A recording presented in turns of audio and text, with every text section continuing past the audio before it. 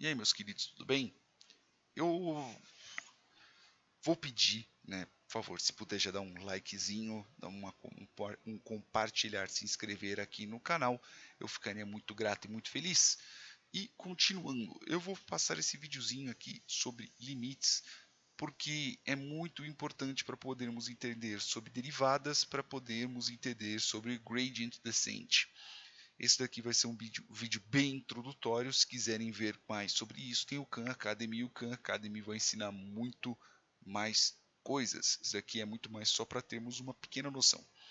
Quando nós temos eu estou colocando aqui duas funções e já tracei a linha delas. Né? Então estamos tratando sobre uma função que a fórmula dela é x ao quadrado e temos uma outra que ela é simplesmente o x. Então, se nós quisermos escrever aqui, por exemplo, f de 1, qual que é a raiz quadrada de 1? Raiz quadrada de 1 não, desculpa. Qual que é 1 ao quadrado? Vai dar 1. 1 vezes 1 é 1. Se eu fizer aqui f de 2, então eu tenho 4. 2 ao quadrado é 4. Se eu fizer f de 3, como vocês já sabem, são 9. E assim sucessivamente.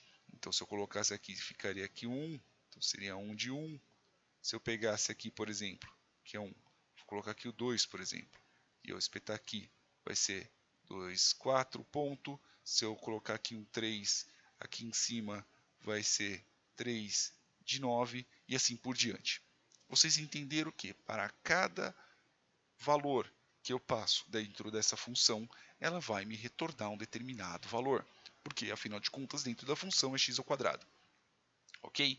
Nada mais simples, nada de excepcional. A mesma coisa aqui embaixo, 1 vai ser 1, 2 vai ser 2, 3 vai ser 3, porque f de x é igual a x. Beleza? Só que existe um pequeno ponto. Nós estamos tratando sobre intervalos de números inteiros. Ok? Só que existem casos que eu quero saber quais são os valores aproximando de determinado número. Como assim? Então vamos considerar que eu tenho uma função, ok? Eu vou refazer um eixo x aqui. Então eu tenho aqui um 1, eu tenho aqui um 2, ok? E eu tenho aqui o 3. Nós já sabemos que a nossa função ela é quadrática, então ela vai vir lá para casa do caramba, ok? E vai lá para o 3 também, então vai ser tipo mais ou menos assim. Né? Não exatamente, vai ser uma curva um pouco mais acentuada, mas enfim, eu vou deixar desse jeito. Veja que, por exemplo, se eu tenho aqui o ponto número 2, eu quero saber quais são os valores aproximando de 2, tanto do lado esquerdo, então nós estamos tratando sobre 1,9, 1,99, 1,99999, e daqui da direita, 2,1, 2,01, 2,001 e assim por diante. O quanto que ele vai aproximando. Então, por exemplo, nós sabemos que f de x ele é x ao quadrado. Então, se eu pegar aqui 1,9 ao quadrado, 3,61. Se eu pegar 1,99, veja que eu estou cada vez me aproximando do 2. 396. 1,999. 3996. 1,9999. 99996. E assim por diante. Eu acho que aqui é de... a científica mesmo já ajuda. Né? Deixa eu só expandir um pouquinho mais, que é só para termos o histórico. 1,9 ao quadrado, 361, ok? Então, 1,99 ao quadrado, 39601, 1,999 ao quadrado. Veja que cada vez ele vai se aproximando do 4, que é o nosso valor, mas ele não chega. Eu vou cada vez me aproximando infinitamente perto dele. Então vou colocar aqui só um exemplo, tá? 1,99 ao quadrado. Veja que ele vai se aproximando, 3,999, mas ele não chega no 2. A mesma coisa que se eu fizer do lado ao contrário. Então, por exemplo, 2,1. Então eu vou calcular. veja que ele dá, opa, 2,1 ao quadrado. 441, 2,01 elevado ao quadrado. Ó, 404, 2,001 e assim por diante. Vocês entenderam o que eu quero dizer.